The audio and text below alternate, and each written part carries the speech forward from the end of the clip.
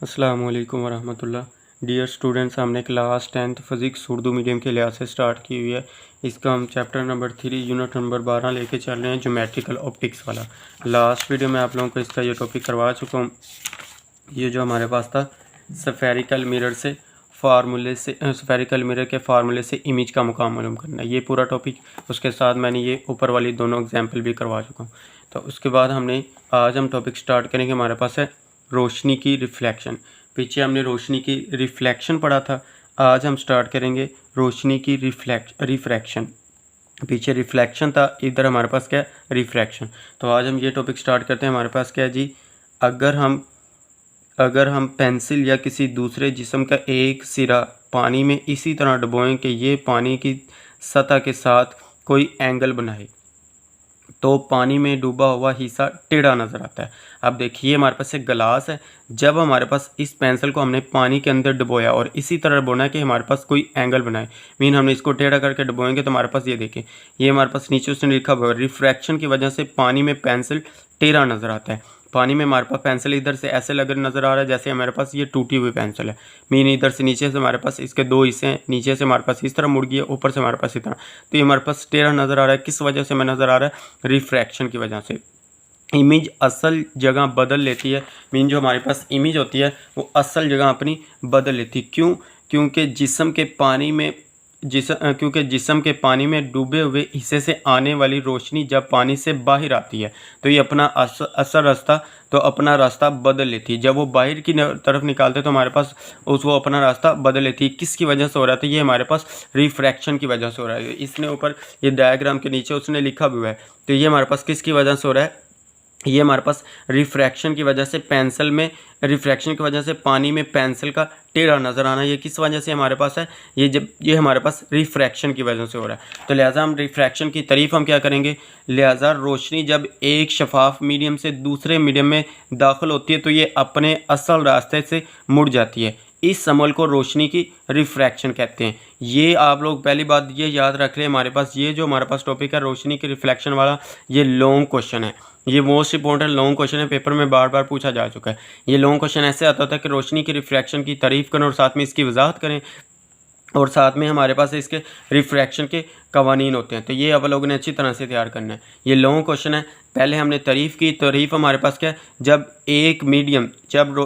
है? रोशनी जब एक शफाफ मीडियम से दूसरे मीडियम में दाखिल होती है तो ये असल रास्ते से मुड़ जाती है। अब देखिए, ये डायग्राम से हम समझते हैं। हमारे पास क्या जी, ये हमारे पास इंसिडेंट रे आ रही है। ऊपर हमारे पास मीडियम क्या है? हवा। नीचे हमारे पास एक मीडियम क्या है? गिलास। एक हमारे पास मीडियम हवा का है, दूसरा हमारे पास गिलास का मीडियम है, इसमें हमारे पास पानी है।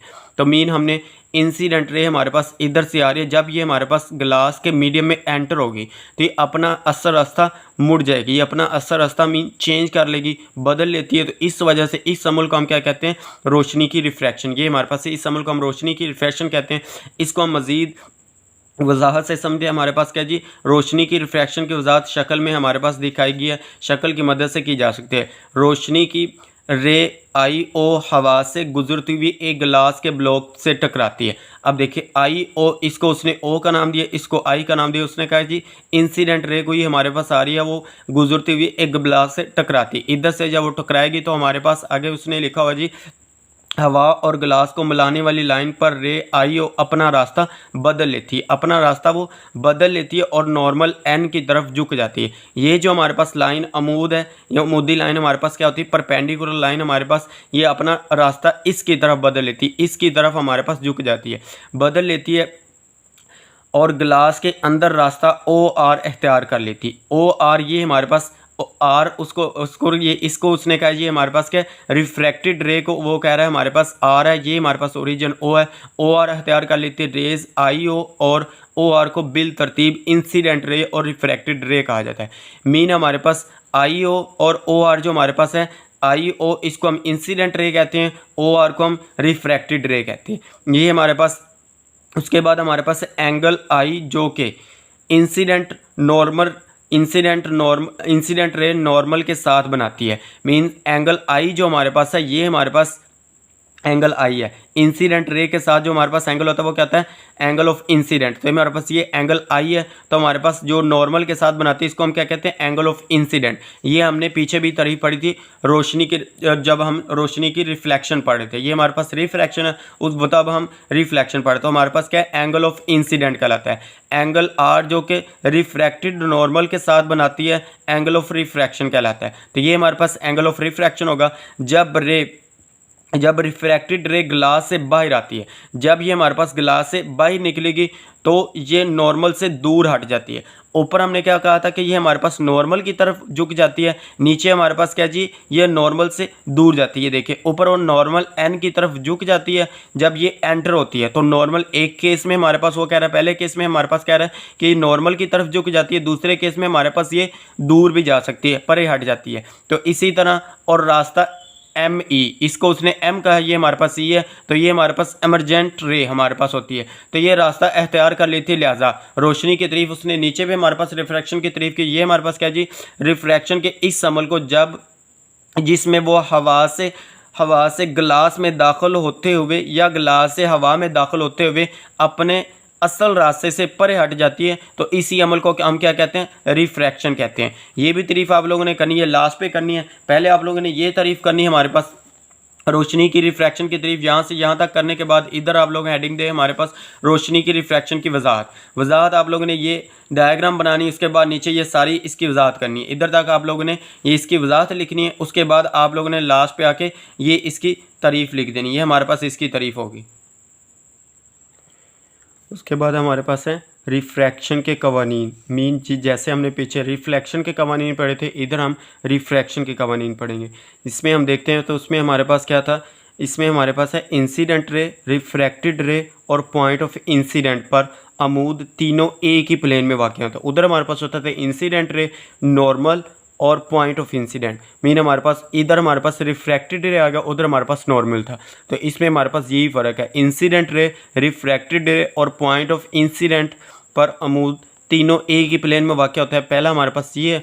दूसरा हमारे पास क्या है जी, दूसरे नंबर पे हमारे पास है एंगल ऑफ इंसिडेंट आई के साथ साइन और एंगल ऑफ रिफ्रैक्शन आर के साथ आर के साइन में एक कांस्टेंट निस्बत होती है। मीन हमारे पास ये दोनों क्या है, एक कांस्टेंट के इक्वल होते हैं। इसको हम कैसे लिखेंगे, साइन आई बटे साइन आर। मीन रेशो क्या है हमारे पास, तो रेशो हमारे पास क्या होती है, साइन आर, साइन तकसीम हमारे पास होता है, तो साइन आई बटा sine r is equal to हमारे पास ये कांस्टेंट है। इसको हम किससे डिनोट करते हैं, एन से जाहिर करते हैं। तो ये हमारे पास है। उसके बाद हमारे पास उसने इसकी तारीफ भी बताई कि कांस्टेंट निस्बत साइन आई बटे साइन आर को दूसरे मीडियम का पहले मीडियम के लिहाज से रिफ्रैक्टिव इंडेक्स भी कहते हैं।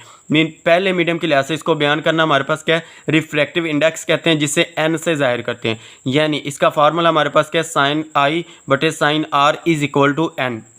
ये हमारे पास है। इसको हम सैनल का कानून भी कहते हैं। तो ये हमारे पास क्या है, इसको सैनल का कानून कहते हैं। ये हमारे पास शॉर्ट क्वेश्चन में पूछा जा सकता है कि रिफ्रैक्शन के कानून बयान करें या सैनल के कानून बयान करें, तो आप लोगों ने यही दोनों बयान करने हैं। उसके बाद हमारे पास है इसी टॉपिक में हमारे पास एक दो हमारे पास और हैं। इसमें एमसीक्यूज मोस्ट इंपॉर्टेंट है, बोर्ड के पेपर में उठा के देखें तो हमारे पास इस टॉपिक में मीडियम में रोशनी की स्पीड, इसमें एमसीक्यूज 3 एमसीक्यूज हैं मोस्ट इंपॉर्टेंट। इसमें पूछे गए हैं रोशनी की रिफ्रैक्शन मुख्तलिफ मीडियम्स में रोशनी की स्पीड मुख्तलिफ होने की वजह से होती है।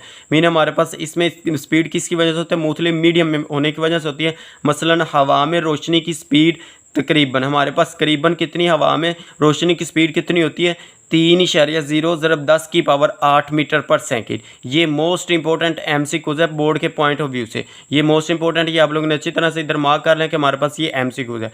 लेकिन रोशनी जब किसी मीडियम मसलन पानी या ग्लास में से गुजरती है तो इसकी स्पीड कम हो जाती है। जब मीन हमारे पास ये देखें, जब रोशनी हमारे पास किसी ग्लास या मीडियम में से गुजरती है, ये देखें हमारे पास इधर से नॉर्मल से ही कह रहे हैं कि हमारे पास ये नॉर्मल की तरफ से आ रही है। जब ये हमारे पास एयर मीडियम में थे इसकी स्पीड हमारे पास ज़्यादा थी। जब ये हमारे पास ग्लास मीडियम में आएगी तो हमारे पास इसकी स्पीड कम हो जाती है। यही लाइन, इसका लाइन का मतलब हमारे पास है। लेकिन रोशनी जब किसी मीडियम मसलन पानी या ग्लास में से गुजरती है तो इसकी स्पीड कम हो जाती है। पानी में रोशनी की स्पीड तकरीबन 2.3। अब इधर उसने क्या बताया, पानी में रोशनी की स्पीड। पहले हमारे पास हवा में रोशनी की स्पीड बताइए, अब पानी में रोशनी की स्पीड हमारे पास क्या है, 2.3 × 10⁸ मीटर पर सेकंड। ये है जबकि ग्लास में साउंड की, जब ग्लास में स्पीड हमारे पास क्या, एक तीसरे नंबर पर हमारे पास क्या बराबर है, ग्लास में स्पीड हमारे पास, मीडियम की स्पीड हमारे पास ग्लास में क्या होती है, 2.0 × 10⁸ मीटर पर सेकंड। ये 3 MCQs है, मोस्ट इंपॉर्टेंट MCQs है, बोर्ड के पेपर में आ चुके हैं। किसी मीडियम में रोशनी की स्पीड में तब्दीली की वजाहत के लिए हम इंडेक्स ऑफ रिफ्रैक्शन या रिफ्रैक्टिव इंडेक्स की इस्तेलाह में इस्तेमाल करते हैं। मीन इसी के हम तब्दीली के लिए हम क्या यूज़ करते हैं, हमारे पास या मालूम करने के लिए हम इसको क्या यूज़ करेंगे, किसी मीडियम की रिफ्रैक्टिव इंडेक्स, या हम इसकी मीडियम में साउंड रोशनी की स्पीड मालूम करने के लिए हम इस्तेलाह में इस्तेमाल करते हैं कौन सी, रिफ्रैक्टिव इंडेक्स। इसकी तारीफ नीचे उसने हमें दी है। रिफ्रैक्टिव इंडेक्स हमारे पास क्या, ये अलग से शॉर्ट क्वेश्चन आ सकता है कि रिफ्रैक्टिव इंडेक्स की तारीफ करें, साथ में इसका फार्मूला लिखें। हमारे पास क्या जी, किसी मीडियम का रिफ्रैक्टिव इंडेक्स n, रोशनी की हवा में स्पीड c और रोशनी की किसी मीडियम में स्पीड v की निस्बत के बराबर होता है। इसमें देखें जी, रिफ्रैक्टिव इंडेक्स किसके बराबर होता है, हवा में रोशनी की स्पीड मीडियम बटे में हमारे पास क्या है, मीडियम में रोशनी की स्पीड। तो इसको हमें हवा में रोशनी की स्पीड को किससे डिनोट किया, c से। तो n = c बटा हमारे पास स्पीड मीडियम में हमारे पास क्या जी, v। तो n = c बटा v, ये हमारे पास इसका फार्मूला, ये भी आप लोगों को अच्छी तरह से तैयार होना चाहिए। ये हमारे पास था रिफ्रैक्टिव इंडेक्स। तो ये हमारे पास आज का टॉपिक हमारे पास ये है। इसके अलावा हमारे पास एक और इस साथ में MCQs इधर से बोर्ड के पेपर में आते होते हैं, हमारे पास ये इशिया दी हुई हैं। इसका वो कहता है कि रिफ्रैक्टिव इंडेक्स हमारे पास कितना है, कि इंडेक्स ऑफ रिफ्रैक्शन ये हमारे पास कितना होता है। हीरा देखें, जैसे हमारे पास डायमंड होता है तो उसका हमारे पास क्या है जी, 2.42 ये हमारे पास है। उसके बाद हमारे पास बर्फ़ है, तो इसमें देखें हमारे पास क्या है जी, बर्फ़ के हमारे पास है 1.31। इसमें ये MCQs आ चुके हैं जो बोर्ड के पेपर में आए, वही मैं आप लोगों को बता रहा हूँ। एक हीरा, बर्फ़, पानी और हवा।